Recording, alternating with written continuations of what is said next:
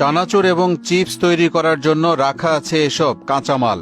কতদিন ধরে এভাবে ফেলে রাখা হয়েছে তার কোনো হিসেব নেই। তাই তো হাজার হাজার পোকামাকড়ে ভরে আছে কাঁচামালগুলো।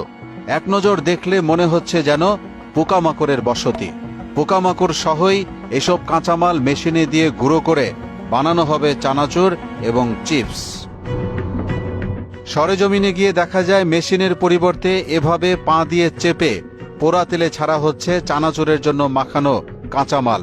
আর কাজ করছেন যারা, তাদের কারোরই হাতে নেই হ্যান্ড গ্লাভস।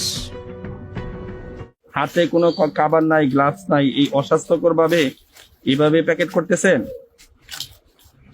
আপনাদেরকে বলা হয় নাই বা গ্লাভস দেয় নাই এখান থেকে? জি ভাই বলেন প্লিজ। হ্যাঁ,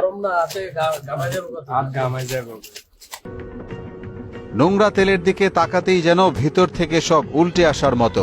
পোকামাকড় সহ নোংরা পরিবেশে কেন চানাচুর এবং চিপস বানানো হচ্ছে জানতে চাইলে দায়সারা উত্তর দিলেন কর্মচারী ও মালিক পক্ষ। বিষয়টি এমন যে এটা স্বাভাবিক কোনো ব্যাপার, চোখে মুখে নেই কোনো অনুশোচনা। তেল কতদিন আগের এটা? না, আজকের তেল। এটা কি মোবিল? না না, তেল তেল। এরকম পুইরা কালো হয়ে গেছে যে? এটা সকাল থেকে সিদ্ধান্ত আছে, সকাল থেকে। হ্যাঁ, সকাল থেকে সিদ্ধান্ত আছে তো এই জন্য। আমরা তো ফ্রেশ তেল দিয়ে সবসময় করি। উঠাইলে কি মানে লাল দেখা যাবে? উঠাইলে তো যে কালার, আমরা তো উঠাইলে তো কালো ডিব্বাতেই রাখা হয়। আবার এটা উঠাই, এটা তো শেষ। সুদবিহীন ব্যাংকিং এর আত্মশুদ্ধির পথ এনআরবিসি ব্যাংকের ইসলামিক ব্যাংকিং আল আমিন। কুমিল্লা জেলার বুড়িচং এলাকায় এভাবেই প্রকাশ্যে নোংরা পরিবেশে একাধিক কারখানায় দিনরাত বানানো হচ্ছে সব বয়সী মানুষের পছন্দ চানাচুর আর আদরের বাচ্চাদের জন্য চিপস। বানানোর পর সেখানেই হাতে করা হচ্ছে প্যাকেট, তারপর চলে যাচ্ছে রাজধানী সহ সারা দেশে। যা হাত বাড়ালেই পাশের দোকানে রাখা চকচকে প্যাকেটে মিলছে এসব খাবার।